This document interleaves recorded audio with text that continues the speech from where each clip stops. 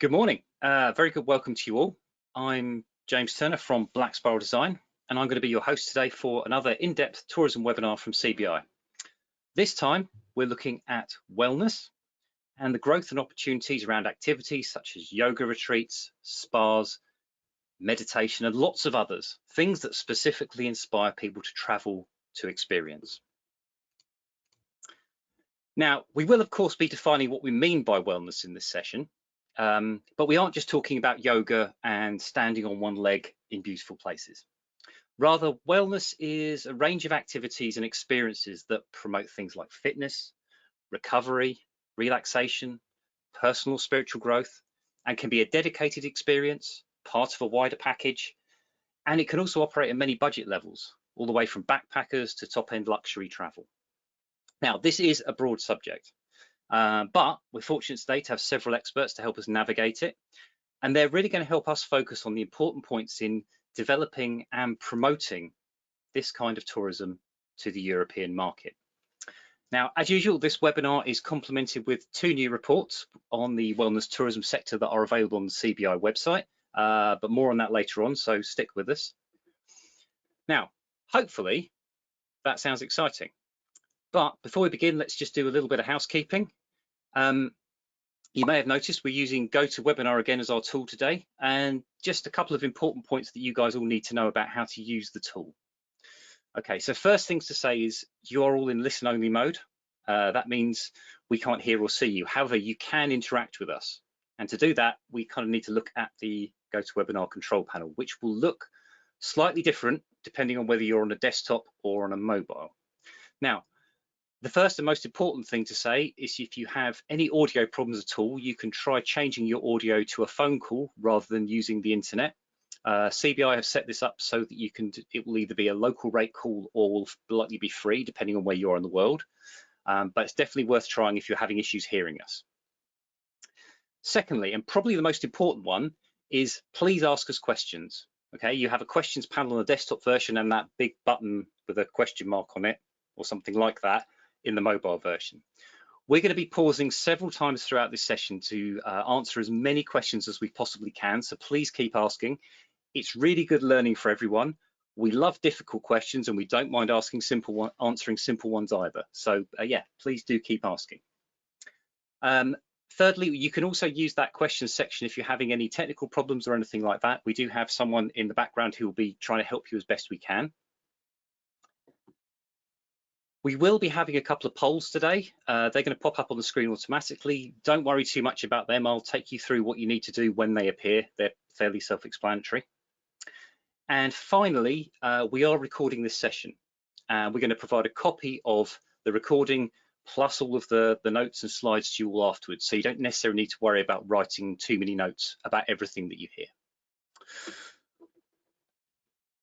Okay, so boring stuff done. Now, Simone from CBI. Simone, if you're with us.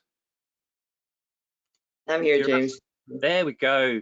Simone would just like to say a few words to get us started. Hello, Simone. How are you doing? Hi, good morning, James.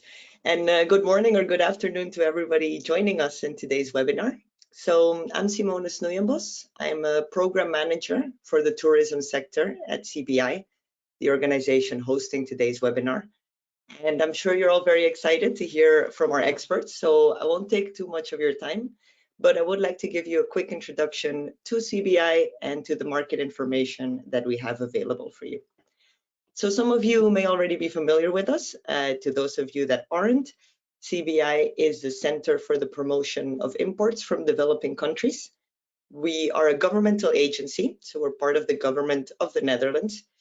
And we are actually funded by the Ministry of Foreign Affairs of the Netherlands. Our mission at CBI is to support SMEs, such as many of you joining us here today, to strengthen their sustainability through their exports, specifically to Europe. So how do we do that? It's a very big mission, of course. And one of the things we do is to offer practical solutions for bottlenecks in the export value chain that I'm sure many of you experience. And when we're talking about these bottlenecks, we know that one of the main issues that SMEs and the BSOs that support them face is the lack of knowledge and information about the European market and about ways to access them. So one of the ways that CBI creates value is through this knowledge and through using our networks to make sure that participants such as yourself have access to the information they need. Next slide, please, James.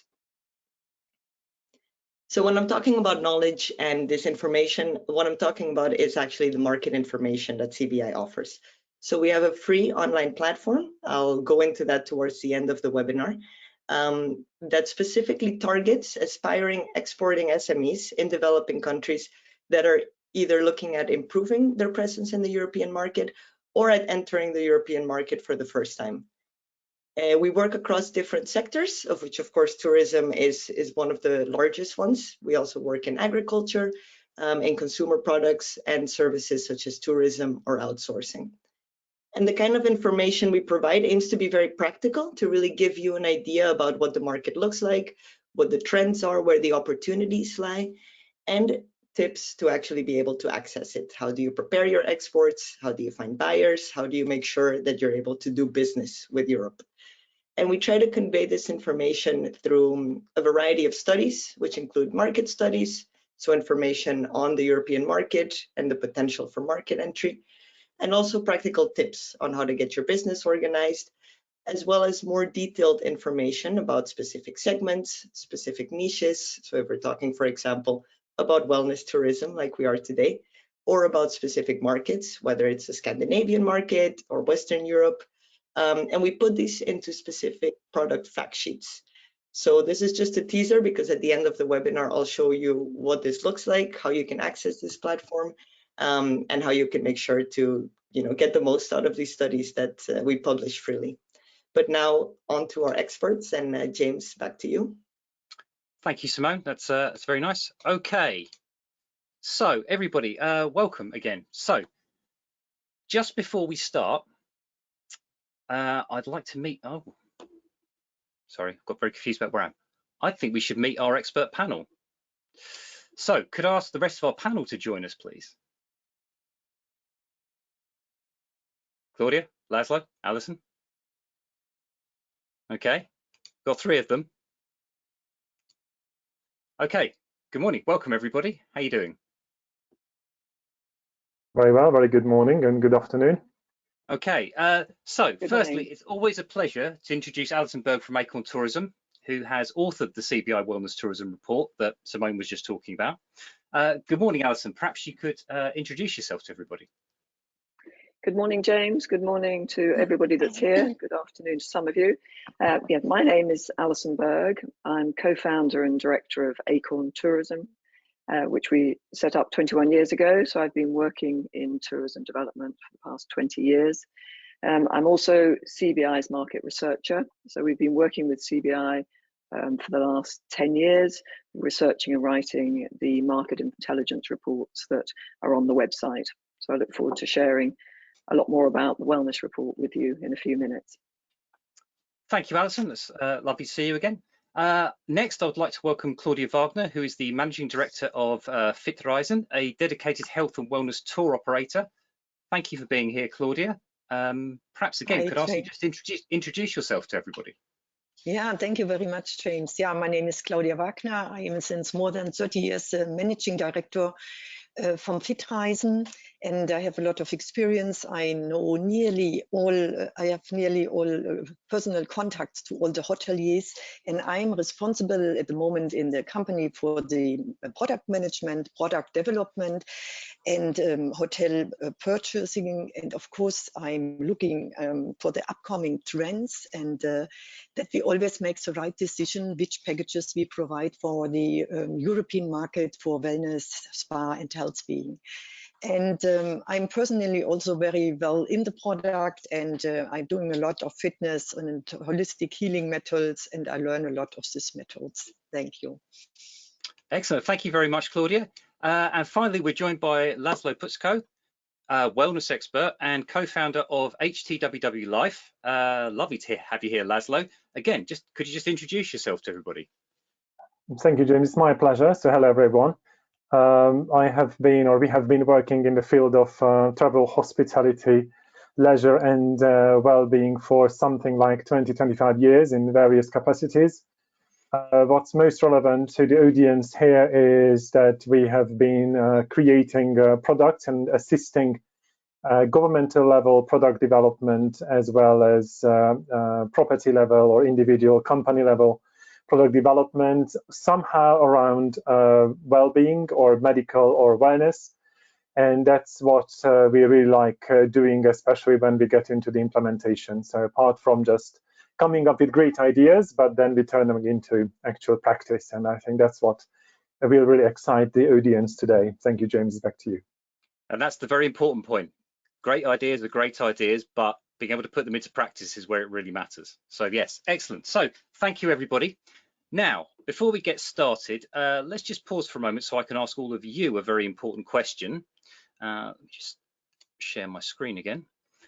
So first of all, just a very simple question. We'd like to put up a poll just to kind of find out a little bit from you guys about how important wellness tourism is to you. So we're going to put up a poll in a second. The answers are, it is multiple choice, but you can only answer one answer. So do you sell wellness tourism? Yes, you sell and promote a specific wellness product. B, yes, you do, but it's part of a wider package or a bigger experience.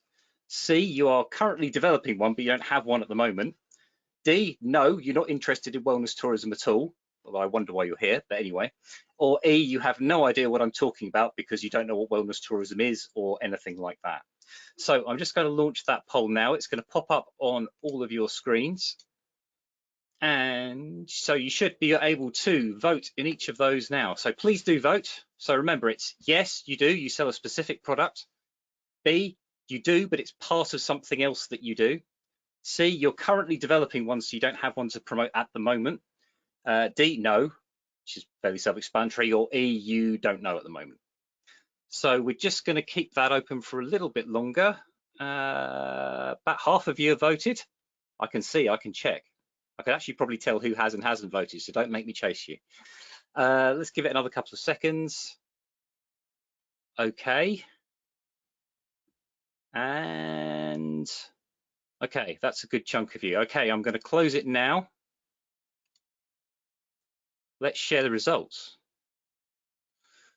So, okay, interestingly, some of you did vote for D or E, but most of you were in the first three, which is good because that means wellness tourism is something you already care about. Now, this is important and it's something we're going to keep in mind as we go through this session. And I certainly hope that this webinar is going to convince some of the people who perhaps voted in D or E of the opportunity that wellness tourism offers. Okay, or those who are in C, hopefully this is going to help you guys improve your product or create something new. Okay, thank you very much, everybody. Let me get back to that. Now, with that in mind, Alison, can I come to you first? And perhaps could you take out a few moments to just lay out for us, you know, what is the opportunity that wellness tourism presents? Yes, certainly. Thanks, James. You should be having the screen right now. Great. Okay. Perfect. Can you see that? Yep, looks perfect. You're all good. Great. Okay, well, thanks very much, James, and hello to everybody here. I think, you know, around 3/4 of you are clearly already involved in the wellness sector. And we, you know, and another 25%, nearly 25%, or just over 25% are interested in it and starting from the beginning. So I'm just going to run through, give you an overview of the European wellness tourism market and start to think about how you can benefit from some of the opportunities, or if you're already involved in it, you know, how you can look more specifically at what it is that you could be doing. I'm going to cover, you know, so quite a range of the topics on this, but all of that will be in the report, so you can look and find out more details in the report as well as looking at the slides afterwards. So first of all, why did we choose wellness tourism today? We've had quite a lot of webinars recently at CBI that relate to the adventure market, and we felt that wellness tourism is probably not well understood by a lot of the tour operators that we work with and some of the people that we're working with, and it was really a good market to focus on. It's a very large market, it's very valuable, it's very diverse, which means there are lots of opportunities there for suppliers, and it's growing. Very importantly, it was growing before the COVID pandemic, but it's growing very strongly now post-pandemic.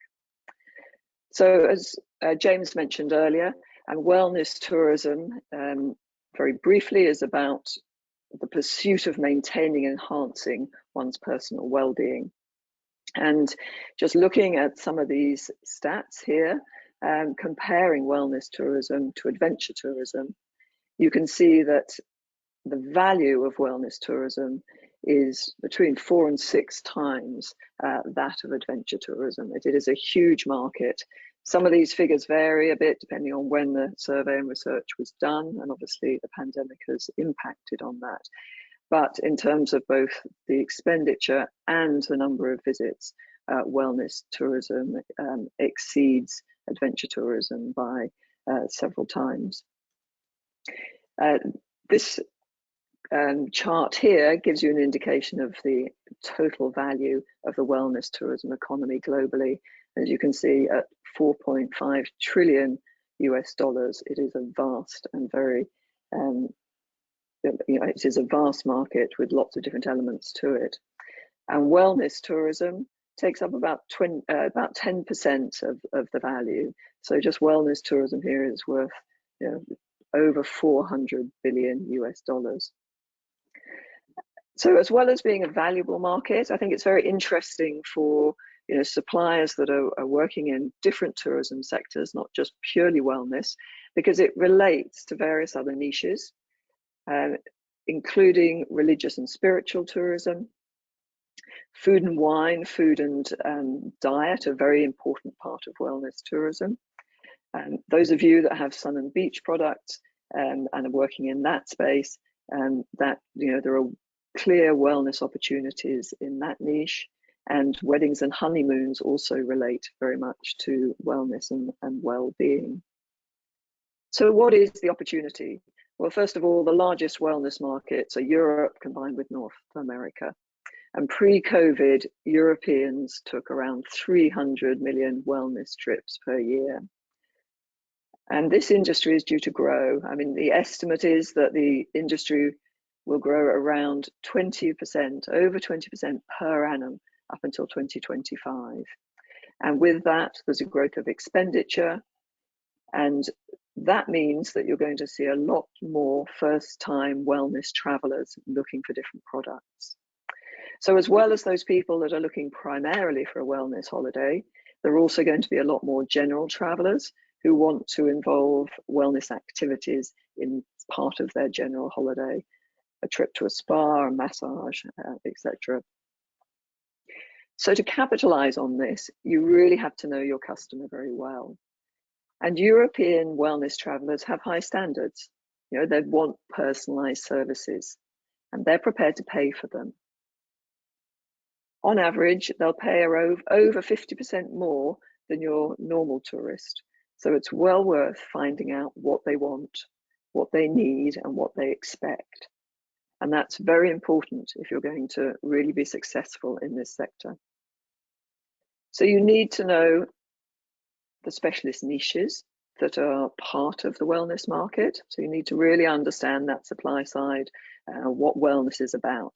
I know Claudia and László are going to talk in more detail about this in a moment, but this just gives you a range of the types of things that are very specifically around wellness, from destination spas, yoga and Pilates, meditation, and medical care and treatments, religious and spiritual ashrams and retreats. You also need to know the differences between the different types of consumers. And if we're looking at the European market, we'll find the big markets, the biggest markets are from the Germans, the British and the French. Germany in particular is a very experienced, has a long-standing wellness market. The Germans are particularly active in medical wellness, and some of their insurance companies will actually cover the cost of a medical wellness holiday. The British tend to be more focused on mental wellness, and they also spend more on their wellness holidays than they do on other types of holidays. The French spend the most of all the Europeans on average on their wellness holidays. And in addition to those three biggest markets, the Dutch, Italians and Spanish are all very important consumers. And the Dutch want to relax, they want to get fit, the Italians love being pampered, and the Spanish market is very much a growth market. But also there are smaller markets in terms of their actual size, but that are still very interesting for you. The Austrians, Belgians and Scandinavians are all very interested in having wellness holidays.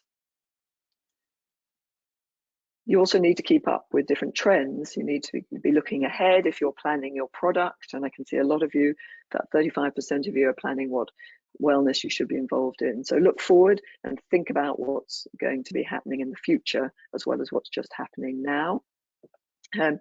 Holistic wellness holidays means thinking about one's total personal well-being, body, fitness, diet, spirit, spiritual health, etc., all as part of a wellness activity and packaging. Post-COVID, Europeans are more concerned about having a healthy lifestyle, and they want to build that into their holidays as well. They expect that to be part of it. And for Europeans, wellness and sustainability are very closely connected. So when you're developing a tourism product, think hard about the sustainability operations of it and understand what that means and build that into your strategy. Diet, good food, local produce, healthy food is very keen. It's a very key part of wellness, and there is a big move in Europe towards having a lower meat diet, and so vegetarianism and veganism are a growing market. And digitalization is key now to how you can engage with your potential consumers and your past guests and visitors through wellness apps, being able to provide them with personal information and through social media. So keep up to date with the trends. But one of the key things you also need to really understand about the wellness market is that it works, it works on different levels of motivation. So there are primary wellness tourists, and those are the tourists that are choosing and planning and booking their holidays because they are primarily motivated by wellness activities throughout their holiday.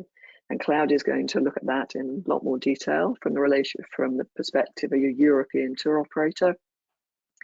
And László is going to look more at the independent market, where secondary wellness tourism is very important. So secondary wellness tourists are those that are on a holiday, maybe for a different reason, but while they're on holiday, they want to undertake in wellness activities. Could be a trip to a spa, could be a massage, and could be just a short or 1 or 2 day activity as part of a longer holiday. And that is a very valuable market. It's got a lot of opportunities for small, medium-sized businesses, tour operators and local suppliers, and it accounts for around 85% of the market. So I'm going to hand over now back to James. I'm just going to point you to the wellness report that you'll find on the CBI website to find out a lot more information about what I've been talking about, a lot more depth. And I know Simone will also show you how to find that later on. So James, thanks very much. Thank you, Alison. Okay, great. So as we now have a kind of a clear idea of what we mean by wellness tourism, can I pause just to ask all of you guys out there very specifically, what your interest in wellness tourism is today? Why are you here? What are you hoping to get from this webinar? This one is a multiple choice poll, so you can select any and all that apply to you. So we've got 5 options here. Is it just to understand the opportunity that wellness tourism presents? Is it to get more of an insight in who the European customer is? What are they looking for in terms of wellness tourism? Are you looking for ideas or advice in actually developing your wellness product, given that a good chunk of you are in the middle of doing so? Are you hoping to get advice or ideas to help find distribution partners, tour operators like, let's say, Claudia, not teeing her up in any way, who may help you kind of get your product out there? Or perhaps are you looking for ideas of how to promote and market your product? I'm going to put that poll live now. which should pop up on the screen for you guys. Please vote for all of those, all of those that you're here for today. Just very interesting for us to understand what it is you're looking for. So is it just about understanding the opportunity, understanding the customer, advice and ideas in developing a product, looking for help in sourcing distribution partners, or are you just looking for a promotional or marketing advice? Okay. Or are you doing everything? If you're doing everything, that's fine, but do tick all of them. That's good too. Okay, we've got about, now keep this open for a little bit longer. 2/3 of you. Come on, if you haven't voted already, please do so. I'm going to keep this open for just a couple of seconds. So if you haven't voted, this is your absolute last chance. And we're going to close it. There we go. We are closed. Let's share it. Okay. Okay. Very interesting. Okay. I was expecting a good spread of stuff here. Fortunately, we're hopefully going to answer as much of that as we can. But let me just make a plea to you guys. If that's what you've come here for today, please submit questions to us. Please put questions to our experts about those particular topics or those particular ideas that you're interested in. We can do our best to answer as many as possible, and I like putting difficult questions to our panel. So don't worry if your question's basic or advanced, just please do send it out. Okay, thank you very much for participating. Now, we are very fortunate today to be joined by Claudia from FIT Reisen. Claudia, are you there? Can you join us? Claudia? Hey, there we go. Hi, hello. Oh, hello. I'm here. Yeah, your webcam's on. Excellent. Yeah, okay. Okay, so thank you, Claudia. As we've seen, as you said, you've got many, many years of experience and kind of insight into this market very specifically as a tour operator. So I kind of suspect you're the speaker that everyone is kind of waiting for. No pressure, but Okay. they're very interested in what you have to say. So could you perhaps share with us some of your experience as a specialist tour operator in this area? Yes, of course, James. Next page, please. We have an agenda, and I will talking about the special points, and I think it's very interesting for you, for all of you, how the European guests are looking for or searching for wellness products. And so we will talk about these special points. And James, next page, please. Let's start with FIT Reisen.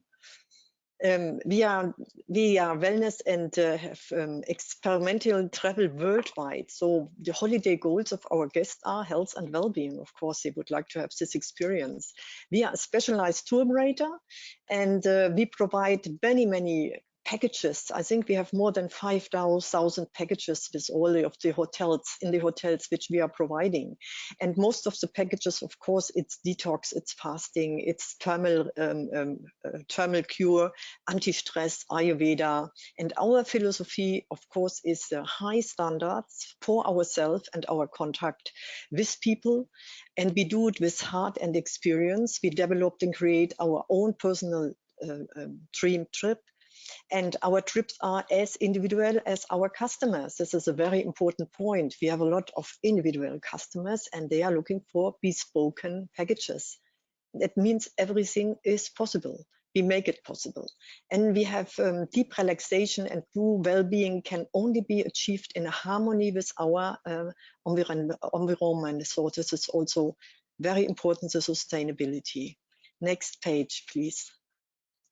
Our wellness packages, we have a holistic approach of body, mind, and soul.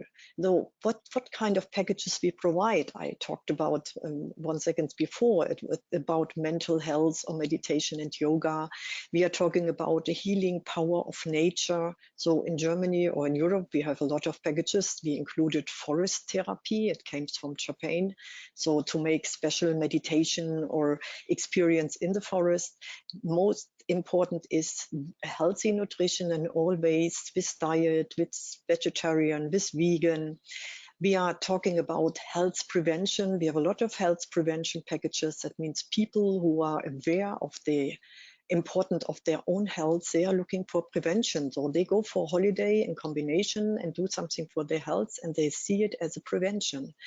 And of course, yoga, Ayurveda is a very important point. We are selling so much Ayurveda German or especially European or especially German guests are looking for holistic Ayurveda packages in India and Sri Lanka, because these are the places where the original Ayurveda was founded. We have a huge amount of people are looking for fitness because they are doing fitness every day. Medical wellness, that's between a clinic and a hotel. So many resorts, they provide medical wellness, medical treatments, but more in a wellness way. And of course, wellness and beauty in total. Next page, please, James. The European market potential for wellness tourism, it's from the point of FIT Reisen. So Europeans increasingly interested in wellness spa and health holidays. We are more than nearly 50 years on the market.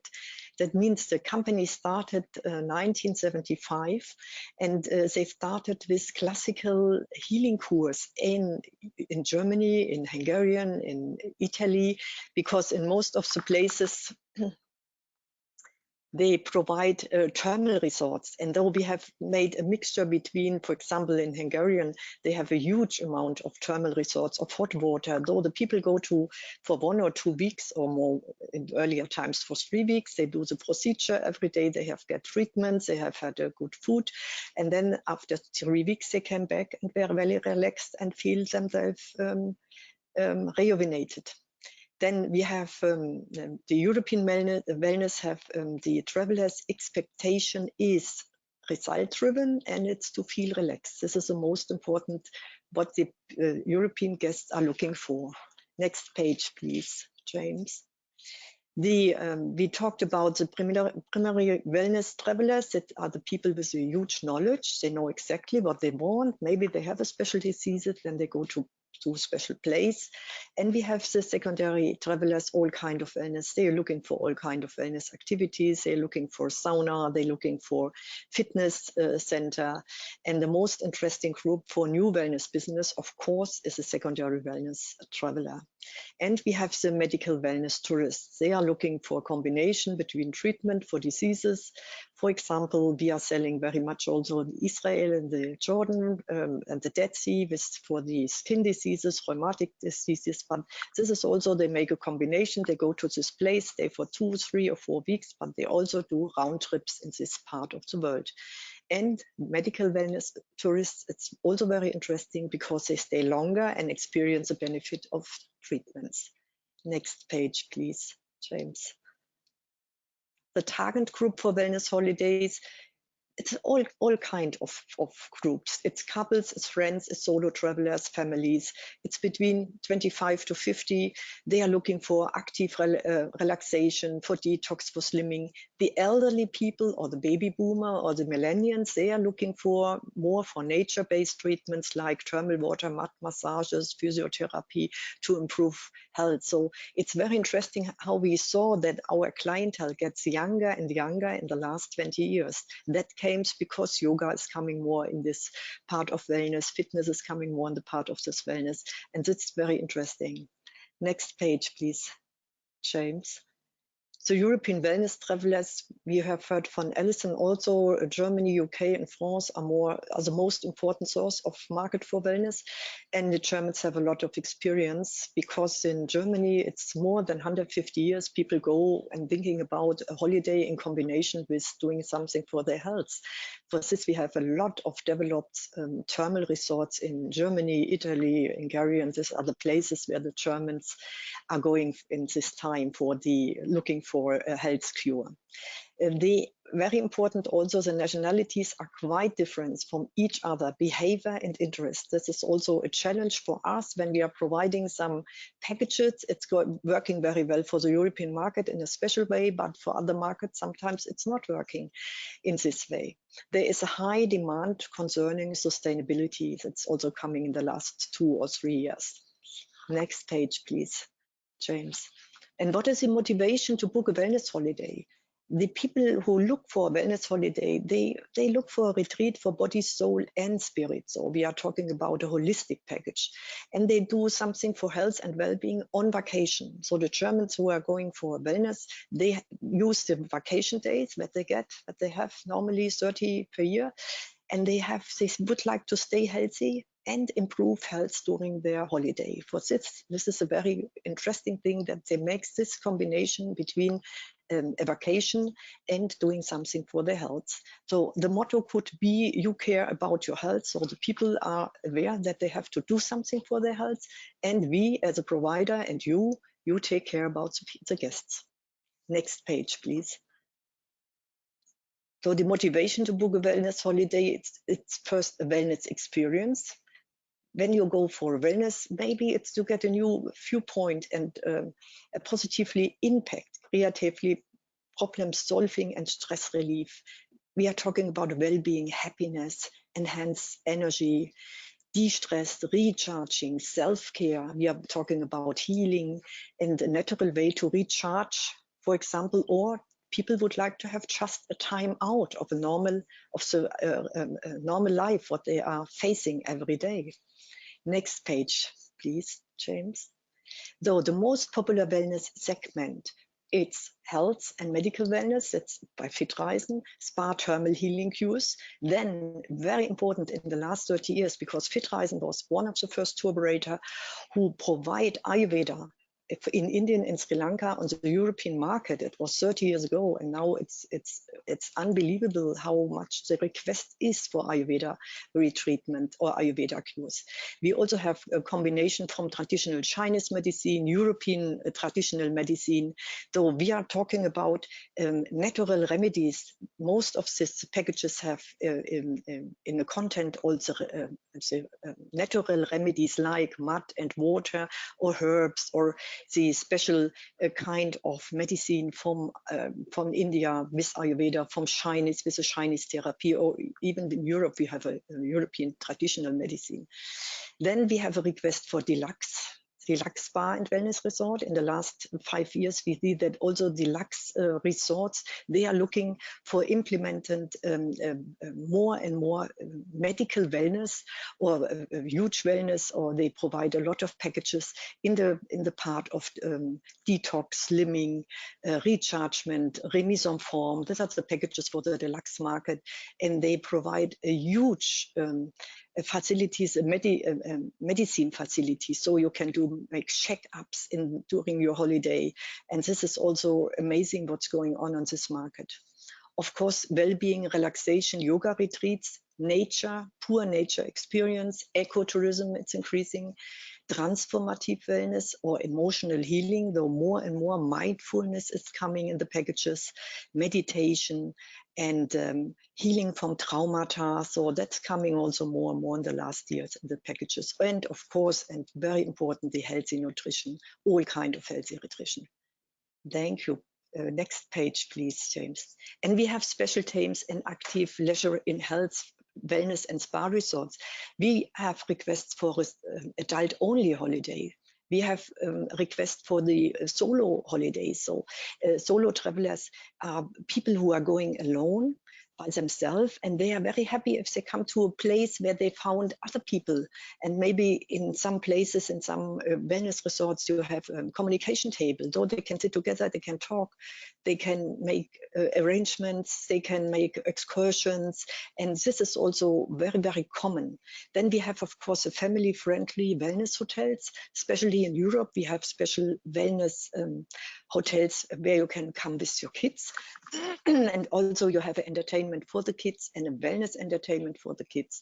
And this is also an increasing market. Then golf and spa breaks, that's for the short breaks in Europe. We have fitness and health camps. It's coming. We have one very interesting in Thailand, or there's a body holiday, for example, in the Caribbean island, as well as this fitness and health camp.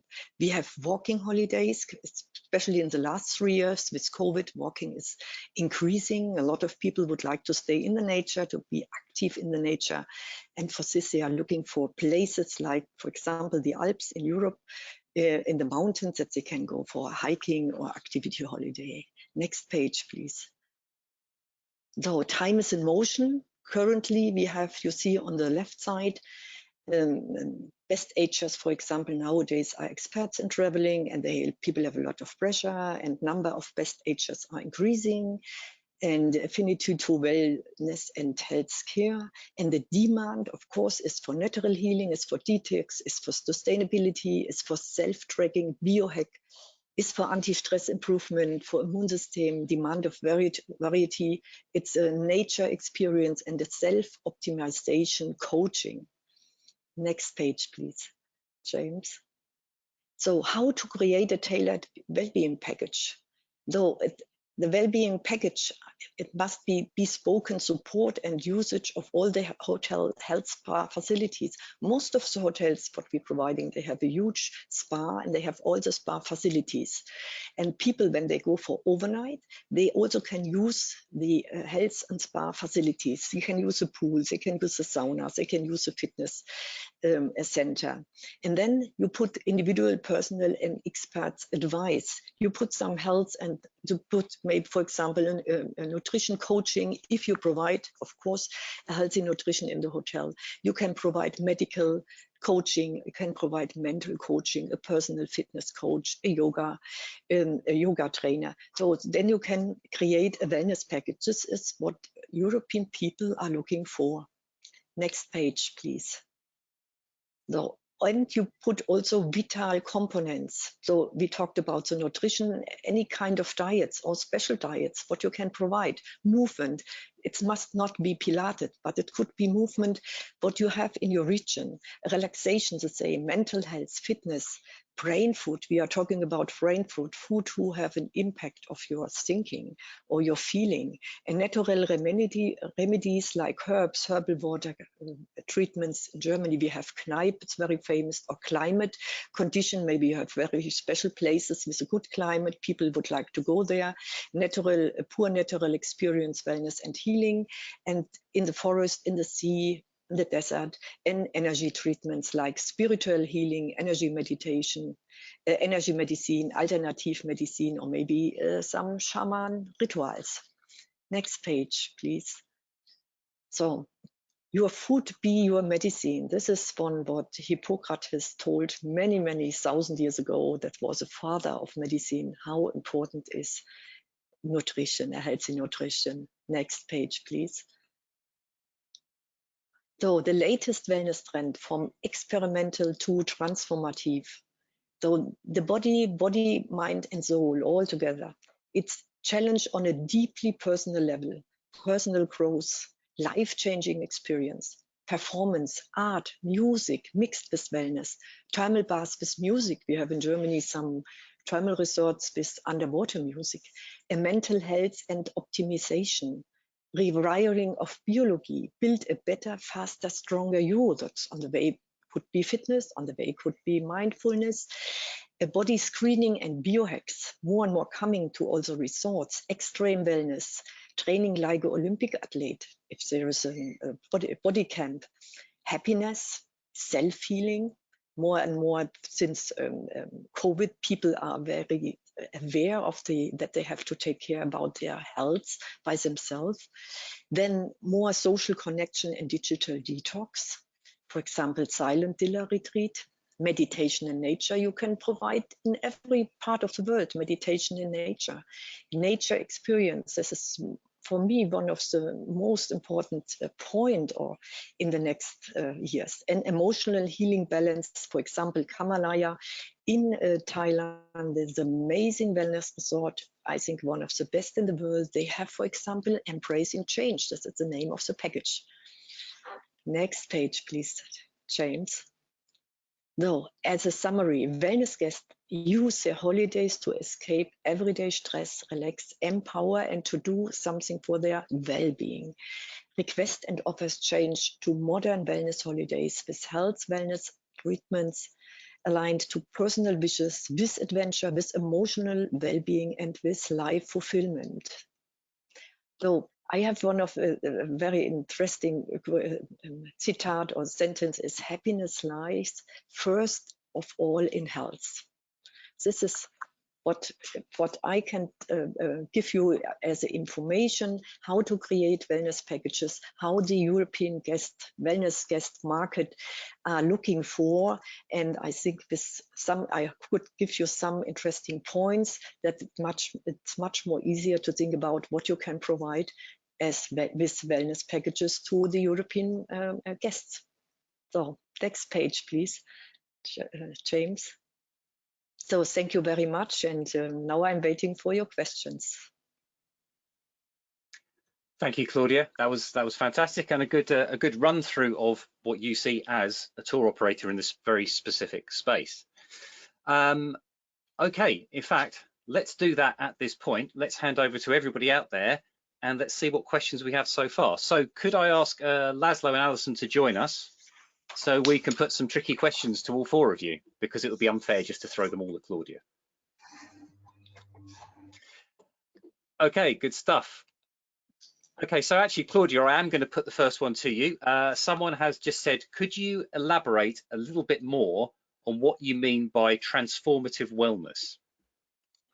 You know, transformative wellness, I mean more than the way that the people are now more result driven. They would like to see results when they go for wellness. They would not normally, in earlier times, people go to a hotel, they stay in a pool, they go for a little bit for fitness. That was wellness. But transformative wellness is something more. They are looking for healing process, maybe emotional healing, or maybe that they found something more about themselves, that they have special treatments, that they get special advice from coaches. That is what we are meaning with transformational wellness. Okay. It's more, it's a go deeper in the wellness, that you see results. The most successful packages are the packages when the people come back after maybe 1 week, 2 weeks, 3 weeks, and they see by themselves a result. Maybe they have more energy, maybe they feel better, and then they will come back. These are the people which are coming back. Okay, so it's a big focus on kind of results, isn't it? It's about saying, you know, what can we actually show that you've gained from this, apart from maybe it's an idea to maybe how I can change my life to a better way, that I feel better. Okay, all right, excellent. Okay, Alison, could I just put a question to you? László, I'm not forgetting you. We will come to you in a moment.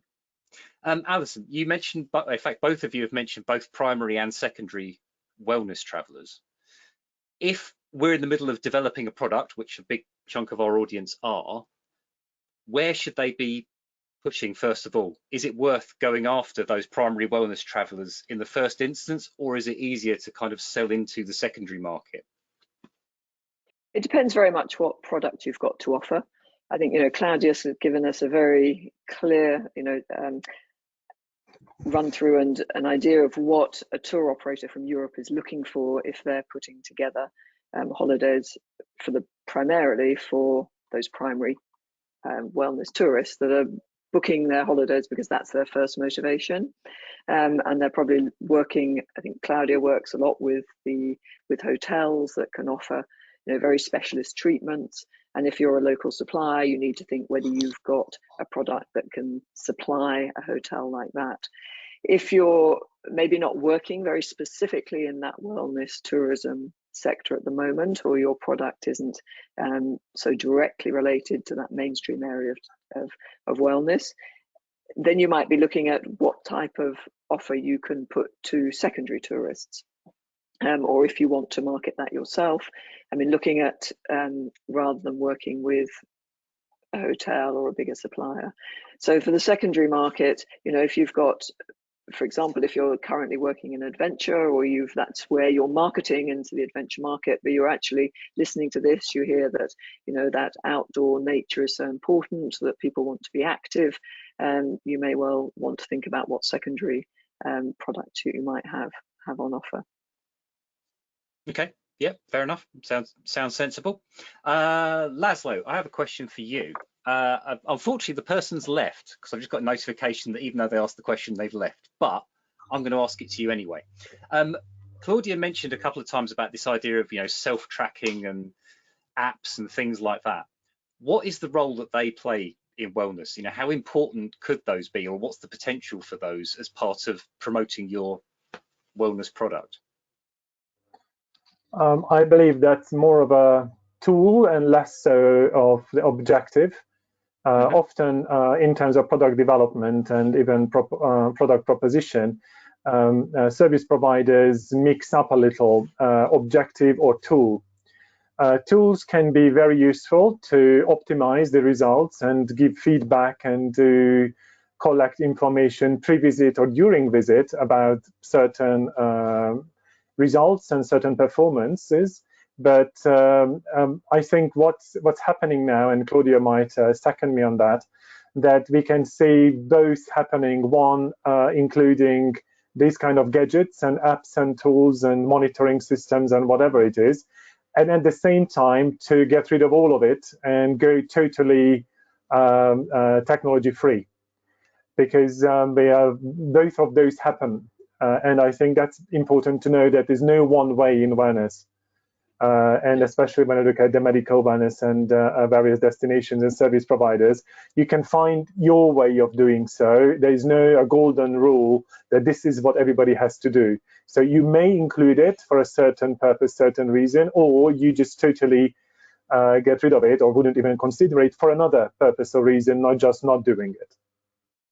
Which is fair enough, because we actually have talked about the whole point of wellness is to have that break or that retreat from, you know, your everyday life or the issues that you may be struggling with, one of which for a lot of us is technology. So yes, it could work both ways.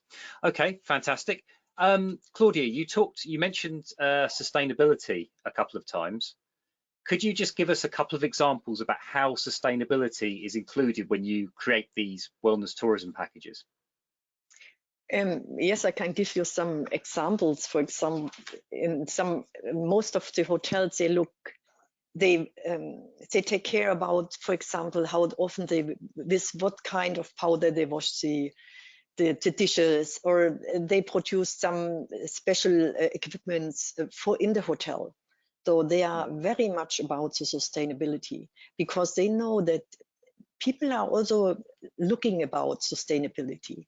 You know, it's connected to wellness. You cannot go for wellness and you use all the plastic. And though most of the hotels, they don't want to use plastic anymore.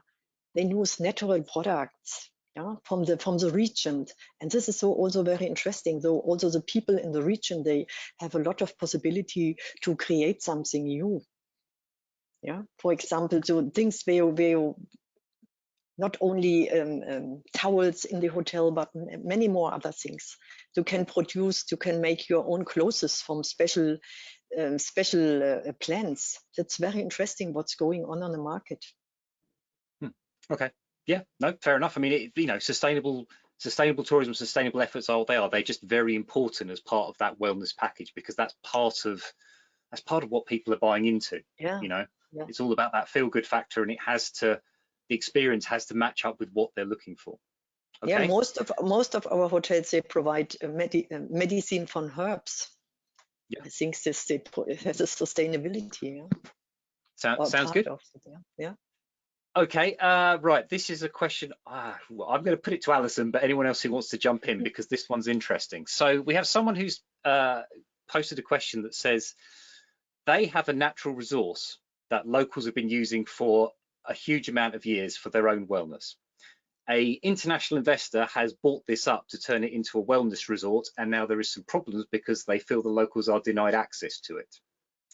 How can you balance those kind of interests in terms of, you know, economic and tourism development and the needs of access for local people as well?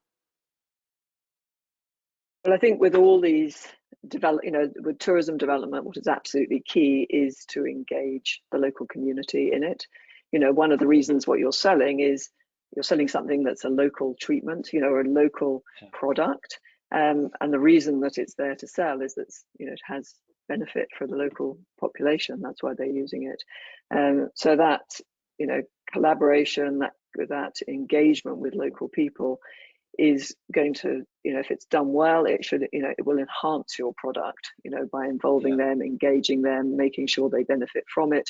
Otherwise, you're likely to have very disaffected local people, and that's not going to create a good atmosphere, a positive atmosphere for these people that are coming for this wellness treatment. I'm sure László can add something to that as well. But I think that, you know, that local engagement with people is absolutely key. I would add a different angle, which is that's why you need planning at destination level or at governmental level to understand whatever you are going to do, what it does to tourism and what it does to the destination and to the community. Otherwise, you look at it as you know, an asset which you can sell, and that's where it ends. You cash the money in, and there you go. So destination planning, or let's say wellness tourism planning, or asset-based planning, that's what we have been advocating, and we're lucky to have been supporting in many countries, because that's exactly the balance of how to balance the local demand, which has the heritage and the experience and the traditions, and how you translate it into some sort of tourism product or experience. And you keep balancing between the heritage, the history, the local importance, as well as the value that's provided for tourists. So that requires planning and not just having an item on your asset list. Yeah, which is a really good point. Especially because we're talking a lot of places about, you know, development in, you know, countries where these things aren't as easy to do as perhaps in others. You know, there's lots of potential barriers and issues that you have to be aware of. Okay, thank you. Claudia, sorry, I've got one more question for you. How can providers approach and work with tour operators such as FIT Reisen? You know, what's the process, or how is the best way of being able to work with people like you to promote their products? Yeah, the best of all is they come in contact. They can send us the email, for example, that they are interested. And then they have, of course, they can explain what they are providing.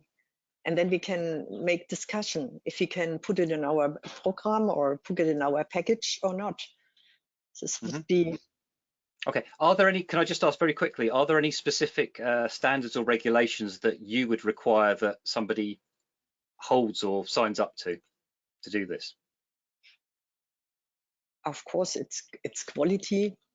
It's the quality. It's the security also. Sure. If you provide some, we have after the European rules.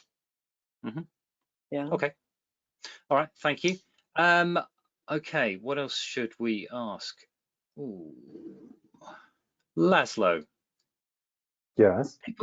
We're talking. We've got a lot of people here who are potentially developing a new tourism product. There is this perception that that's going to cost a lot of money. That's significant investment.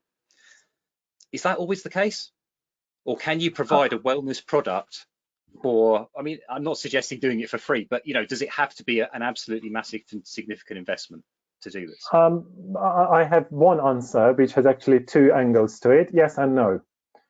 If you have a lot of money, you can create the most spectacular proposition, you know, building with fabulous materials and designers and products and everything. That's a possibility, of course. We have many of those, and we look at you know, Claudia's portfolio. You can find fascinating and fantastic properties. At the same time, I think we need to understand that this is not money-dependent exercise. As long as you understand the proposition you're doing and the way of wellness understanding you are focusing on, you can create very, I would call it cheap or even no investment whatsoever required financial investment. What investment you need is thinking and creative content. Because just give you an idea, which you might say that how stupid it is, but when you do goat yoga, that's not exactly expensive, is it?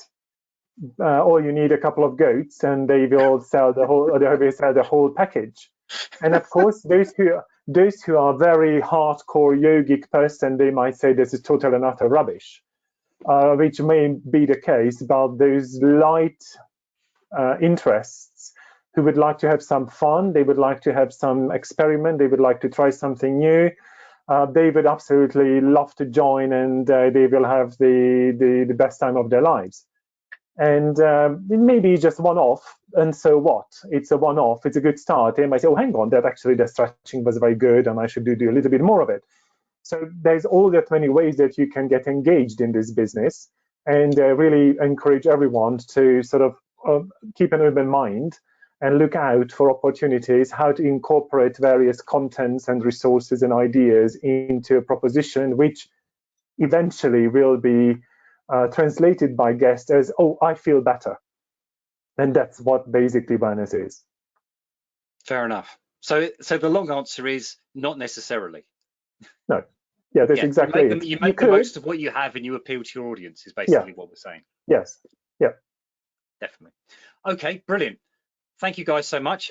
We are going to ask some more questions later on, so please do keep submitting them. There's been some really interesting ones in there. We will get to the rest of them, I do promise.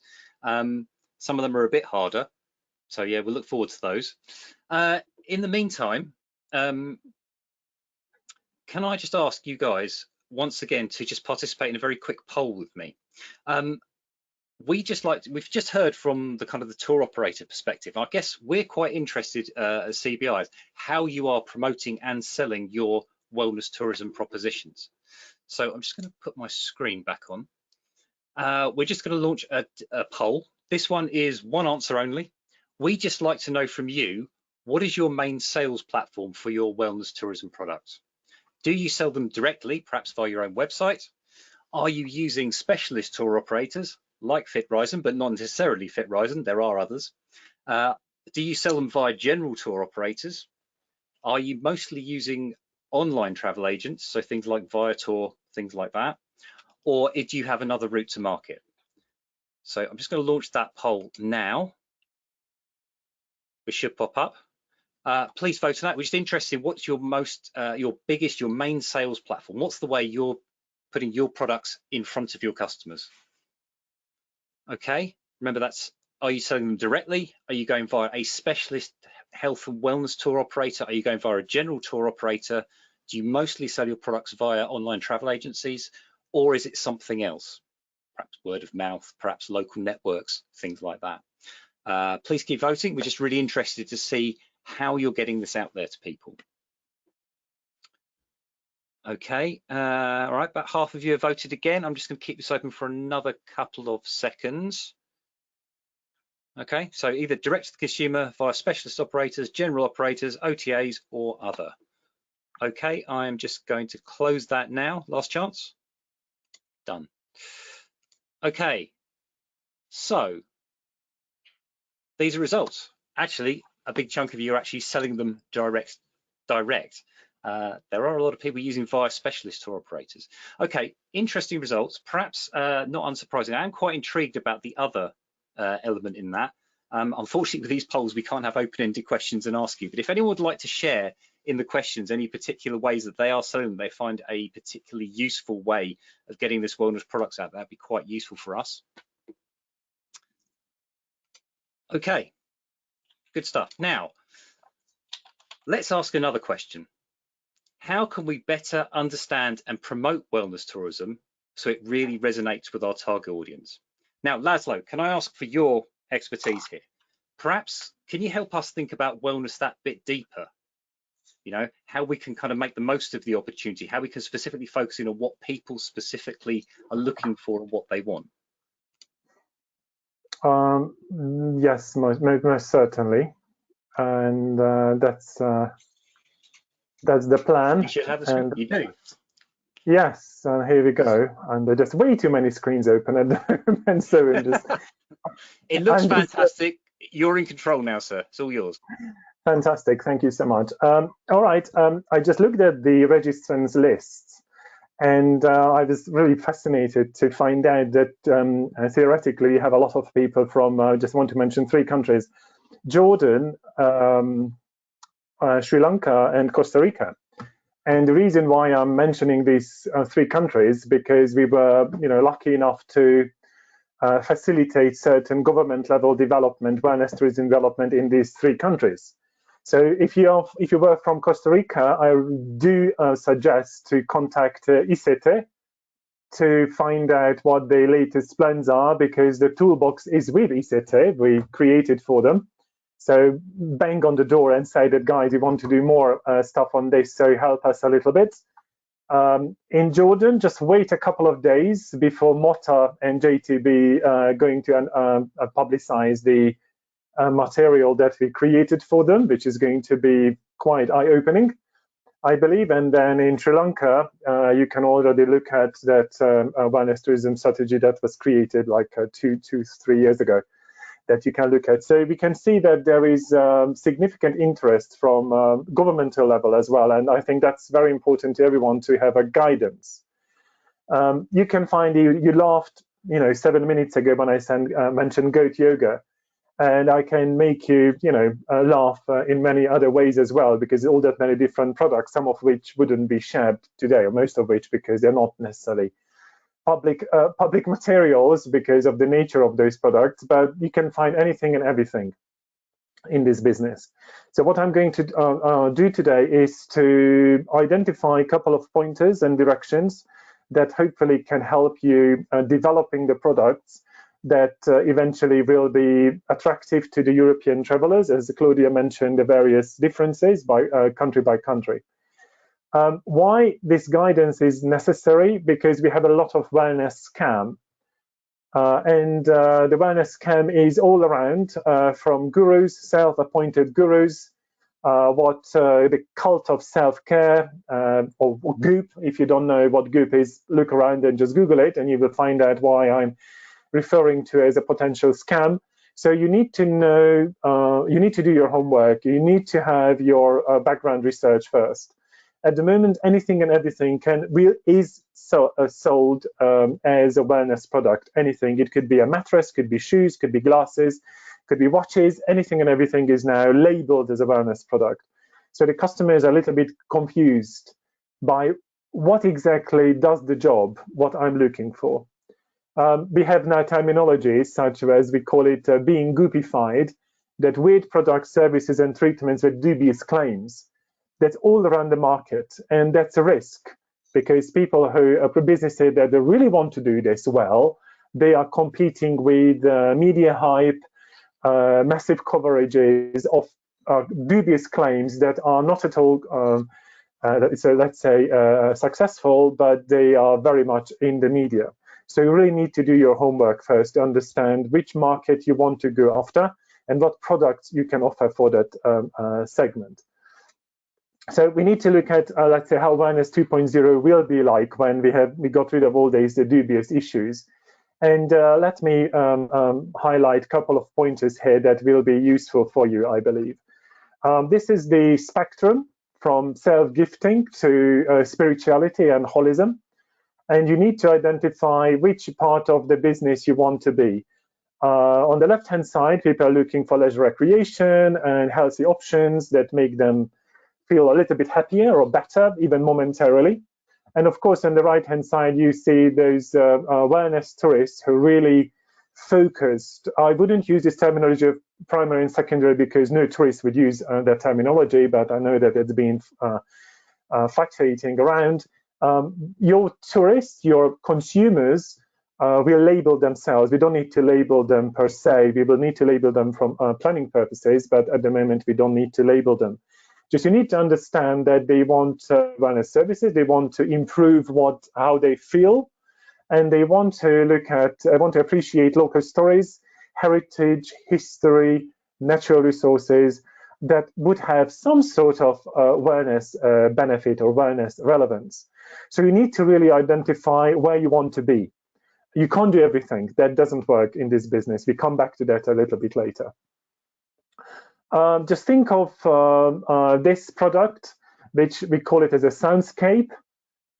This is put up in a forest, and what you do is lie in the middle, and those tubular pieces would enhance and increase the sound of nature, and you basically have a relaxation with nature sounds around you, and obviously every single time is different birds, different sounds. It's an amplifier. Is it a wellness product? Is it a curiosity thing? Is it a spectacular, let's say, natural piece? Up to you. Depending on your market, you can label it accordingly. The very core of it doesn't change, but how you sell it, that changes. Because not everybody is going to be open for wellness per se. Not everybody is interested in spa per se.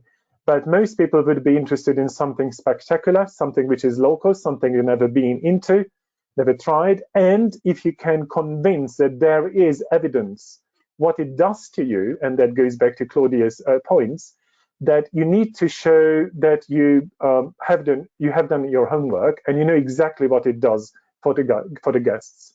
Oh well, we call it as a binge wellness, which can attract a lot of people when you do a bit of gin and a bit of yoga, and the gin and tonic yoga. And yes, the idea is not to get completely drunk. It's not the point. But the idea is, of course, not every country can have alcohol. The point is not that. The point is that you combine aspects that may not be typical, and you can attract different kind of segments. Those who practice yoga wouldn't touch this. Those who haven't done it before, they might try, and they might say, "Well, that was fantastic. That was so stupid," and I was very happy to try it. So you have options. And as you've seen from Alison's statistics as well, 85% of the potential wellness consumers are not hardcore wellness tourists. There's those who are interested in. We have beyond the CBI materials, we have also a lot of intelligence, market intelligence, even country by country intelligence. So feel free to look at it. It's all free. It's available, and it will facilitate your thinking. Or even have folk wellness when you look at what's been traditionally done in that given culture, even that little community, for whatever purpose, mainly happiness, relaxation, social activities, whatever those things are. People will find it interesting, and they will find being curious about it. I also want to call your attention when we look at European market, especially the solo travelers and individual travelers, what we call it as a passion economy, that you can offer local SMEs the idea of monetize an activity, what they like to do. It's not going to be a large number of guests, but it will be guests looking for it. And you can expand audience by offering differentiated service or product. That's what passion economy is, to do something which is very local, very small, and then that's going to be monetized, and that can have a very direct wellness reference. For example, you can have guides that take guests combining adventure travel and wellness benefits, that the guide would take the persons or the guests, a small group of people, to a certain hike, and at the end of that hike, they would provide a specific, quick, let's say, rub down or massage to do muscle pain or deal with muscle pain. Then you can create a whole guest journey as such. But that's product development, and that's what you need to be aware of. Again, European markets, Gen Alpha, who may be traveling on their own yet, but soon there will be, and they definitely influence. May not be family travel. They want to themselves. They're looking for stress relief and even toys that can hit or do something with the health crisis with kids. How can you incorporate those applications or your toys in your offering? Could it be a digital detox or partial digital detox that they enjoy nature again, but you combine it with a game, combine it with an app, combine that they can share it with their friends. So there are options, going back one of the earlier questions, that there are opportunities, especially talking about Gen Alpha in European market. Also be careful that Gen Z is really getting it real. So you can work with influencers if you wanted, but be careful that the sheer marketing value of those influencers may be questioned by what we call as the influencers, those who really do it for real, not for money. And young generations and Generation Z, Gen Alpha in particular, they're very much looking forward to read proper reviews and proper experiences, not the ones that have been created or are necessarily paid for. So it's a little bit different, and especially in wellness, we can really pay attention to those. What is the challenge? Is the feel good. They want to look and feel good, especially younger generations. May not want to be very, very holistic and very, very hardcore in wellness. But what is missing in many wellness propositions, and going back to the point of how much money you will need to throw into this, many destinations, and Claudia can really second this, they created environments that are like, like a church, feel to it. It's very quiet, it's very spiritual in that sense. But the young generation, it seems that they really want to have some fun, combine fun with wellness. And obviously, goats, gin would contribute to that. But you need to find your voice to all this, because that's what the customers really would like to see. And also, let me mention one thing. Wellness travel in that sense is hedonism. It's a positive translation of hedonism. I'm worth it and I need it. And the European market, especially those are not necessarily going by a travel agency or tour operator, they're really conscious, they're really savvy, they know what they like, they know what they want to practice or want to learn from or learn about. So we need to be aware of that. And also we need to look at what the latest studies suggested at American Express, that we have a challenge coming now, that if you look at in the bottom, visiting a private beach, now it's labeled as a wellness experience. I have serious concerns about all this personally. Exploring a hike or a beach trail as a wellness experience, obviously anything we do, food, drink, music, listening to this webinar, whatever it is, contributes or can contribute to the well-being of the human. So whatever we do is contributing to our personal well-being. So from that sense, everything is wellness, or everything could be wellness. So you need to be very careful that when you look at data of such, what of those you're really taking in, apply, and then put it out in your wellness offerings. You can look at that material later. And regenerative travel is one of the latest buzzwords that we're happening, and we haven't yet mentioned. They want to contribute. I want to leave positive impacts. It's close to sustainability, but it's different in many ways. Contribution, active contribution. And of course, that has a very direct link to wellness state of the traveler, because of the social as well as intellectual wellness domain. It contributes because they will think they're important and they're contributing. So I think it's very important that you all understand which aspect of wellness you want to take part in.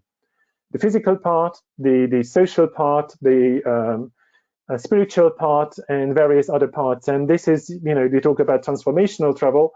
I make meaningful, lasting changes in my life, or want to change in the group's life. That's what the transformational travel stands for. So it's meaningful and lasting.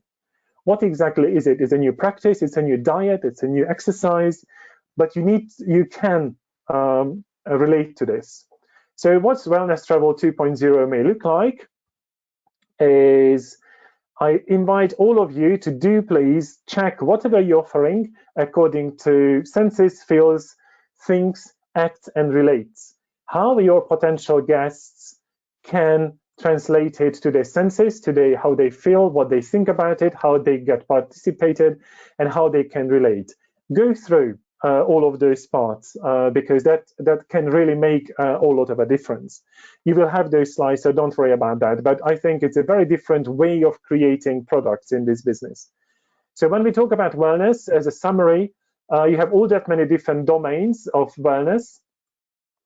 And I think I will just give you a little bit of an example that you can provide indulgence as an emotional aspect. You can provide distressing as an occupational part.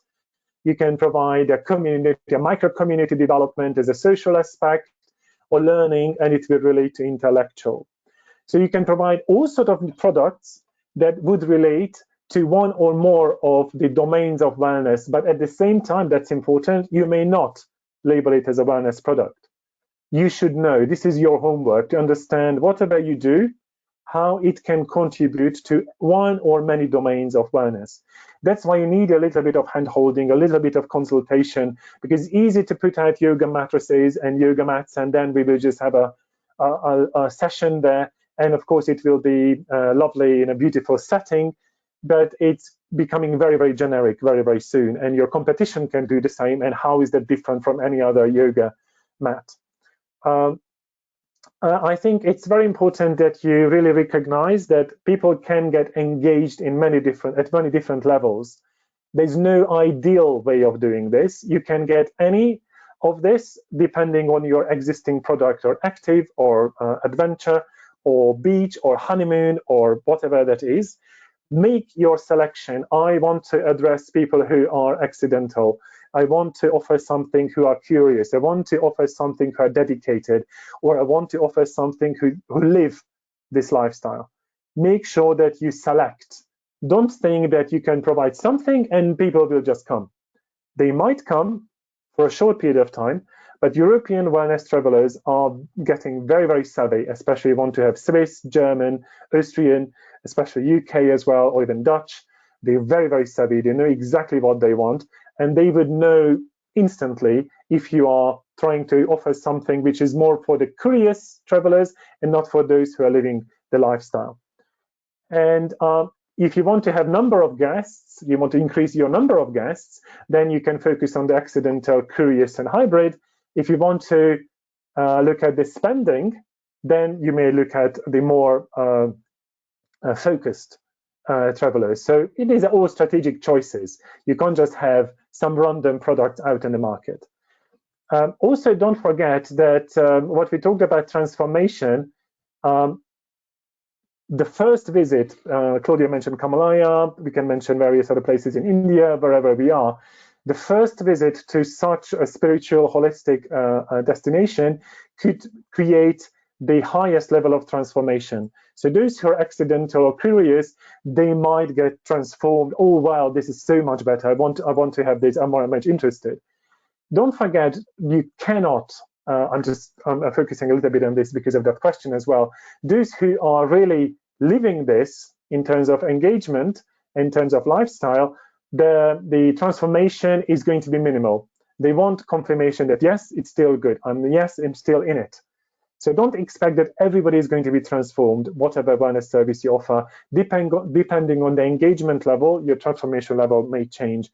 You might say it's way too high level and way too complicated, but don't forget, we have seen other questions that how can I enter the European market? You need to invest time to create your product and to have a proper understanding of what you can do. And then your success is going to be imminent. Don't spend money on communication and events yet, because you need to get your product right first. So the bottom line is what you can see here, that not everybody is seeking wellness, but everybody is happy to have something that makes them happier. You might say that's a contradiction. Well, it isn't.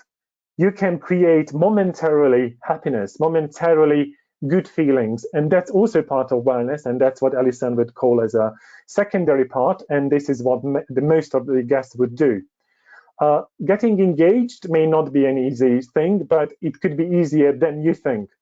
You can talk about ghosts of a building, and then you have a spiritual component that you thank the ghost, how lovely that stay was, and how gracious you are with that, let's say, spiritual component. Not everybody is going to like that. Nobody is interested. Some will laugh. Don't worry that you're not mainstream. Creating your wellness story, that is at least what it seems for the individual travelers, and especially for those who are buying wellness services, they absolutely love it. When you have a wellness story based on a cultural component, based on a natural component, doesn't matter what it is. For example, when you go, let's say, go to China and you boil eggs in a hot spring, natural hot spring, because it's something like 95 degrees, every single guest who passes that by will buy that egg. And then you can have the story that the minerals are boiled into the egg and it's made locally and contribute to SMEs. I can give you an endless list of examples that people get involved. They're not wellness tourists. They're not selling it as a wellness thing, but we know how it works in terms of the wellness of the consumers, and they will go and leave your place with, let's say, happiness on their face. This is what people would like to have. Quick fixes, if you know what retail sport is. And no, you cannot buy this, but it would be lovely and you could sell unlimited amount. People want quick fixes. You want to have something which is sweet, something which is nice, and then has the result. And this is what your wellness story can be. But you really need to work on that kind of scenario. So create that wellness story, and then you can put it into packages. Then you can put it into tour operators. And don't forget, we are not the same in this business. Some are FOMO, such as fear of missing out, but European travelers now more and more joy of missing out, so they don't care, they don't have the best spot treatment, they don't care, they don't have the best Wi-Fi, and maybe they actually appreciate they don't have any Wi-Fi. So look around, find a way in which you can get involved, and don't think that there's only one way to create a package or a proposition that's related to wellness travel. James. Thank you, László. That. Yeah, you're right. That was comprehensive. Thank you so much. That's fantastic.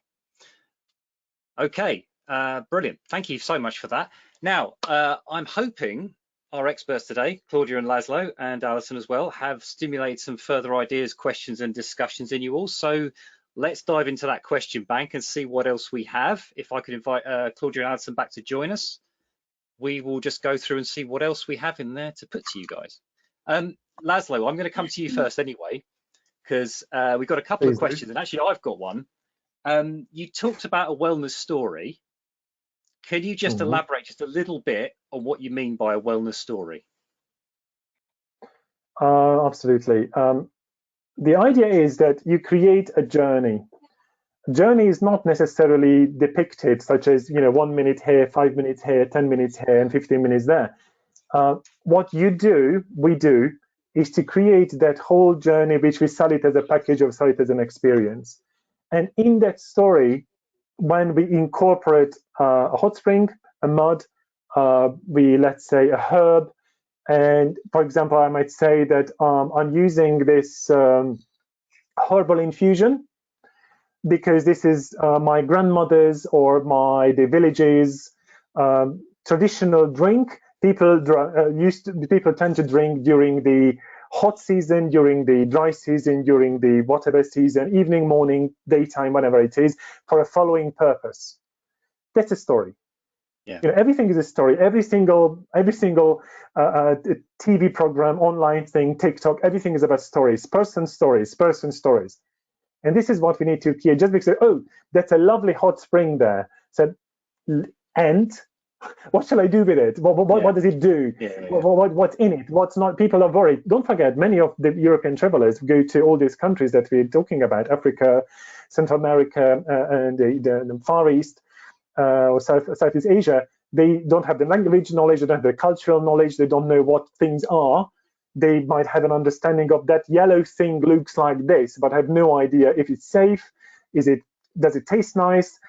What does it do to me? Is it really safe, or is it secure? Or what the hell is this? So you need to give the nice prepared package of a story that this is where it's coming from, this is how it works, this is what you can expect. And if you have all that ready, and it's not an expensive proposition, it's just what you're doing, then guests will say, oh, that sounds interesting. Oh, that sounds weird. I definitely need to take part in it. Oh, I need to taste that because it sounds most ridiculous. I want to take part. And you don't need to sell it as a wellness thing. It's not the point. The point is how it impacts the guests. And they will go away, oh, that was the best thing of my life. That was the most fantastic experience. I feel better. I look better. My hair is better. Skin is better. My palate is better. What? I have no idea. But that's why it's so fantastic. Yeah, and I guess, to be honest, actually, I mean, these aren't follow-up questions, but there were two other thoughts that kind of sprang to my mind based on what you were talking about. It's like, how do you come across as authentic and how do you stand out? And I guess the point is that's what the wellness story does. You're giving people that context and that reason and that, as you said, sometimes that cultural background that they don't understand to, enable them to say, actually, I really want to do this. It's a very risky business, however. You can make up all sorts of stupidity that you can imagine. Anything. You will, if you sell it, which is a 2,000-year tradition of doing this and this, and no one ever done that before, but you sell it to foreign tourists that this is this, they have no idea, and they won't track it down. So you have a massive responsibility of not screwing them over. Literally. You can do it once, and then they will say that, but it's a total and utter rubbish. Don't even think about it. So if someone doing something good right next to, they will be discredited as well. Because people don't read everything, they don't check the evidence of it. They say, I heard that in Sri Lanka, they are trying to do this and the other. Don't even get there, that's just stupid. So be careful that you don't overpromise and you don't suggest something which doesn't have evidence. Just make sure that has an evidence and that's reliable. It doesn't have to be a big thing. Small things, really, really small things can make all the difference. Yeah, and actually we had another question who came with, someone was asking about, you know, should there be a cooperation between wellness providers and say universities and research establishments and people like to provide some of that evidence for, you know, let's say physiotherapy or whatever the treatment is. And I can't see that being a bad thing. I don't know if anyone disagrees with me, but yeah, of course. Look, there's two things. One, there's historical evidence. You know, everybody's talking about blue zones, blah, blah, blah, and all those, the various other well-being stories of Sweden and Denmark and all those happiness systems. So do you have a historical evidence? At the same time, you can do trials, you can get involvement of universities, but it takes time. Have a proper clinical trial, 3 years minimum. Yeah, sure. And you don't have time for 3 years. The good point of that is if you are going to go down that road, you're right, it has to be robust, doesn't it, at the end of the day? Because if somebody's going to query that data, you have to be sure. And I think what's equally important is, first of all, what it does, whatever you're offering. Second, what the potential counterindications may be. You can be very, very honest here that 95% of the people experience nothing of it, but should you have this, or the other, I wouldn't recommend this to do. And people will love you for that. He said, oh yes, thank you very much. I feel that you know what you're talking about. You don't just want to cash money in. And I appreciate your honesty, and they will try, I won't, and I'm equally happy about it. So be honest, don't make up things, because you can get a quick, cash in, quick question once. Yeah, yes, and exactly. And I think, we're going back to that point about being seen as authentic and not goopified. You want to be, you need to have that authenticity to say to people, this is genuinely going to deliver to you the things that you are looking for, because that's, after all, what wellness tourism, as Claudia said, it's about results and things like that's what it's about. Okay, fantastic. Claudia, could I just ask you, we've had a question come in, say, could you give some examples of how artistic or creative industries are part of a wellness product? Autistic? Sorry, artistic or creative industries. I suppose somebody's asking about, if you're traveling to a place for a wellness tourism experience, how does, I don't know, local art, music, things like that, things that could be produced locally, how can they be integrated into what people are doing? I think that could be, most of the time that could be a good idea to integrate it, because we are selling not only the wellness product, often we are selling culture products also. So the people are interested. Yes, for example, when you go to Thailand, I have been in a place, say, batik. I don't know the name in batik. The English name is dye or something, or it's batik. We still call it batik. Yeah, it's fine. Yeah, it's and fine. it was not only batik, it was batik from the coconut. So you can do something, you can make your own white t-shirt, you can make very nice design, and with the color is from nature, is from coconut. And not only you learn how to batik it, also you learn so many things about the coconut and the health ingredients of the coconut. And this also, in my opinion, belongs to wellness and sustainability. Yes. So this could be one of an example. Yeah, I mean, fantastic point. Sorry. Another place, they build houses from bamboo, only bamboo. That's only you get a new view of the life, or maybe you get ideas what maybe you can do in your garden at home, and you learn a lot about the bamboo. Yeah. What is bamboo? It's amazing what you can do with bamboo. And then you go a place and you see wellness architecture with bamboo. Yeah. Okay. Good stuff. Thank you. Alison, can I just put a question to you? Somebody's asked, how is the effects of climate change and things like that impacting the wellness industry?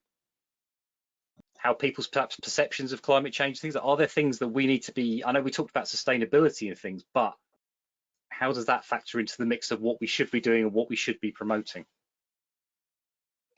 Well, I think that ties into this whole question of how sustainability, impact on wellness and how people approach that. I mean, it's a it's a fairly huge topic in terms of what people can do about it. But I think that in terms of climate change, that's going to impact on where people travel to, because climates are changing. What they want in terms of the weather patterns that we're seeing. I think that in terms of sustainability generally for the European market, the Europeans are increasingly concerned around sustainability. There's increasing legislation in Europe as well about sustainability, and the expectations of people are much higher. In terms of climate change, do you fly to places? I think somebody was saying in the questions, should we be encouraging people to travel at all? But I think that if you are going to travel long haul, if you're going to a place, then you want to really feel like you're creating a positive impact rather than a negative one, which comes back to what László was saying about regenerative tourism. So in terms of climate change impacting on beaches, beaches becoming smaller and impacted on local people, if you are selling something locally, and you can show that the tourist that comes can actually create something positive for those local people, and you're making people feel better about what they're doing, it fits into that regenerative tourism activity. Yeah, definitely. And this feeds into the message that's come across loud and clear from all of you guys, which is it's about how people feel and what they take away from doing this. At any level, as László said, lots of things can be wellness. It doesn't have to be yoga. It could be all these other things that give people that sense of that they return with. Just chipping in just briefly, let's say destination level planning, that could be absolutely crucial. First, you would give a direction to SMEs that, guys, these are that many options, and we would prefer if you were doing this kind of direction, because that's the best for the community.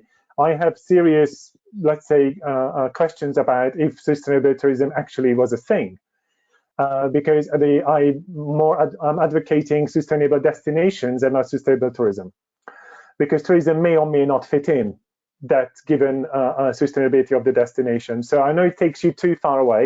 It might be an academic discussion now, but the destination and the community would need to be sustained as such, and tourism may or may not contribute to it. So you need to harmonize with various other activities, but that's not for now. But when we're looking at these propositions, you need to say that, guys, tourism does this and this to this community as such, and if you were focusing on these products, such as wellness, such as nature, such as this and the other, can provide a long-term positive benefit to us. So that's why we should be doing this. And you tell this to the customers as well. They can take that I have a role in this, and their intellectual level will be very nicely massaged. And they say that, oh, I am so contributing, I'm so fantastic, so I definitely want to go there. So, but that you can create all this journey and all that storyline, but you would need to look at it from destinations perspective. Yeah, and I think that actually kind of hits on one of the questions we've actually had, or a comment almost someone's put in there about the fact that in their country, you've got certain players in the supply chain. They develop these things specifically for their own advantage. They're not working with other people. And I think that goes back to László's point about having that destination level, overall look at things and say, what is it we're trying to do, so we can all benefit from this. Okay, we are slightly running out of time. We might have a couple of questions left because I suddenly realized they've all just popped up.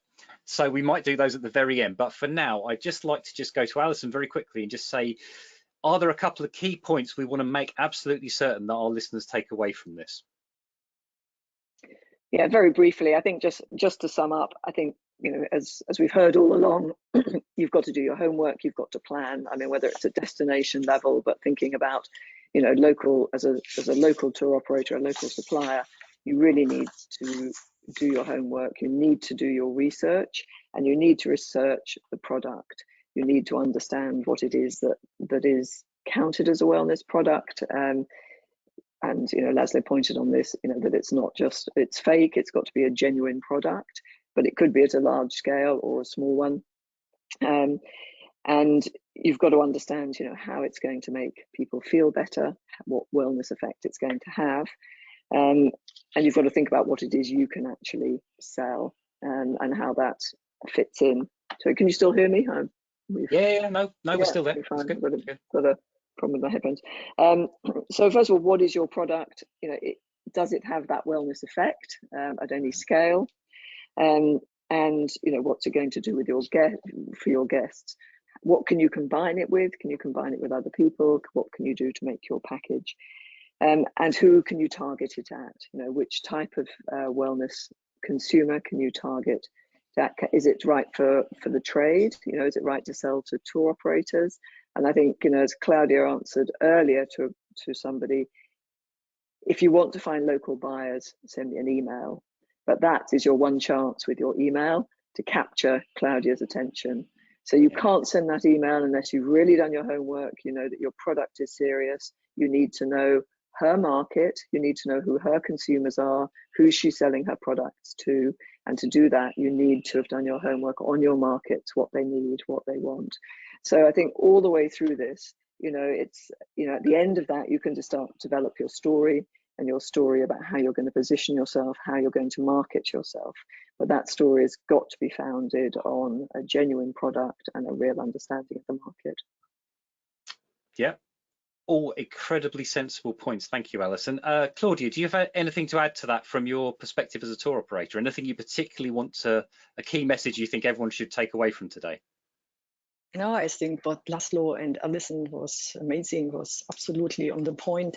And I can give for example, another example was in Morocco. There's a lady from Switzerland. They produced saffron, the saffron flowers. And it's not only wellness, but many people are going for a day excursion, and they explain about saffron and also about the healing component of saffron. And they make these amazing. She's doing this with Moroccan women, and they produce this special saffron. They sell it also online. But it's very interesting when you're in Morocco. Best is to join and go for a day excursion or half-day excursion and see. It's amazing what they had, what they can provide. And I think that, for example, if the audience would like to see more examples, we have also a website. It's Yoga Escape, and you see a lot of these yoga retreats, and you get also ideas what the locals in special countries are providing. Every country is different. But you are absolutely, what László told and Alison, absolutely on the point. I am the same. We are the same I think it's a fantastic point. Everybody has something very specific about their own place to offer. But as László said, you have to be very clear to give people that context so they can understand, they can appreciate it, they can get inside that themselves, because we can't assume people know anything about these things. Sorry, László, I'm being prompted to hurry up, but do you have any last thoughts you'd like to leave everybody with? Yes, I just want to give you two examples, because I think that most of the time that really they speak for themselves. And we also have people from Costa Rica, assumably, people, for example, we were creating products such as cloud gazing. I don't know if you ever done cloud gazing, anyone, but you know, in Costa Rica, it's a small country, it's a narrow country, so you have the Caribbean Sea and the Pacific Ocean, and the clouds are merging exactly in the middle of Costa Rica. So what you can do, you can see two very different cloud systems coming in and merging right above your head. And all you do is lie down and appreciate that. You know, it's a part of meditation, it's cortisol level. I can give you all the reasons why that's a good thing for you, but it's something that you definitely cannot do anywhere else. I mean, de facto, you cannot do anywhere else. And it has the necessary wellness benefits. And for example, in Jordan, you know, you go to Wadi Rum, it's absolutely fantastic, it's spiritual and holistic, but after one day you say that, well, that's sand and rocks, it's lovely, what's next? Seriously, that's what, you know, the average length of stay is 1.2 nights, because it's just nothing else to do. And you can create products, and we were discussing that, what is the Bedouin version of a sauna? You don't have one? Create one. Who says you can't create one? Go ahead and do it. People will be like, oh, that sounds very unusual. I definitely have to book a session. Thank you very much. And it costs, you know, a couple of wooden plaques, and put it up, and then you do that. It's hot enough anyway. So you can create all that many different things, but you just need to think. So don't spend money on communication first. Just FB and whatever other platform. As you said before, you know, make sure you have your product right and your story straight. Yes, and however little that is can work. Okay, thank you. We've had quite a few more questions come in, but unfortunately we are going to have to wrap this up for today. I do apologise to everyone. To Silvana, hopefully, yes, we will do something about wine tourism soon. And yes, you probably could do wine yoga, although I perhaps wouldn't recommend it. In the same way that if he says so, let's just do it. It's fine. It sounds good. Right. Okay. I'm sorry, guys. We have to wrap up today. We're going to run over, unfortunately. So I apologise for everyone we haven't answered your question of. I'm sorry. We had lots to talk about today.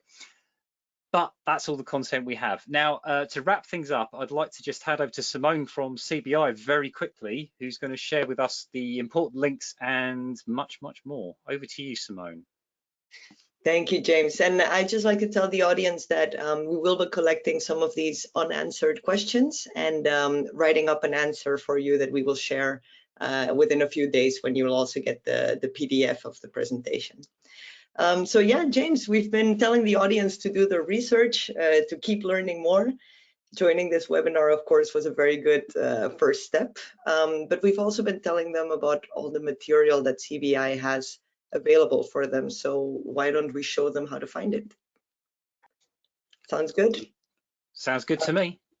So the first step for all of you is to go to our website. That's cbi.eu. That's the general website of CBI. And the second step is to indeed go into the market information platform. You can do that either on the yellow bar up there, or if you're in our homepage, you'll also see a big logo that indicates how you can enter the market information segment.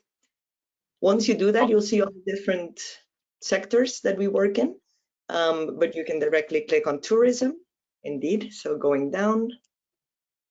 Sorry, I jumped straight to tourism, my bad. No problem, that's fine.